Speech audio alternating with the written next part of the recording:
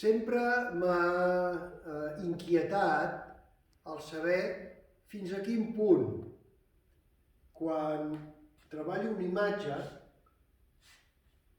fins a quin punt la faig del natural i fins a quin punt aquesta imatge la incorporo en una pintura que és el seu destí definitiu. Aquí podem veure una imatge feta del natural. Ens faltaria la Federic aquí, però no la tenim. Quan es treballa del natural, quedes molt agafat al que estàs veient, tant en color com de punt de vista. Naturalment, quan això s'ha d'incorporar amb una pintura, això varia, perquè el punt de vista de la figura dintre d'un context és tan important, el context, que és tot l'espai i les coses que envolten la figura, com la figura en si.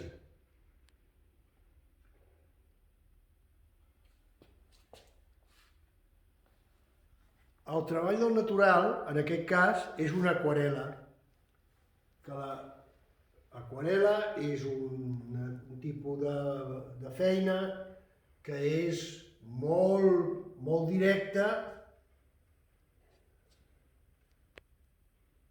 molt sense pensar massa i col·locant també tota una sèrie de detalls que et salten a la vista.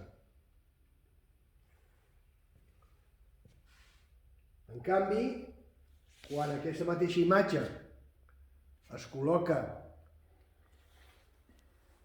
en un quadre, en el qual aquesta imatge hi anava destinada, podem veure que el punt de vista és diferent. És un punt de vista més empicat i el color és un color que treballa en relació a tota la resta. L'expressió i el pes, curiosament,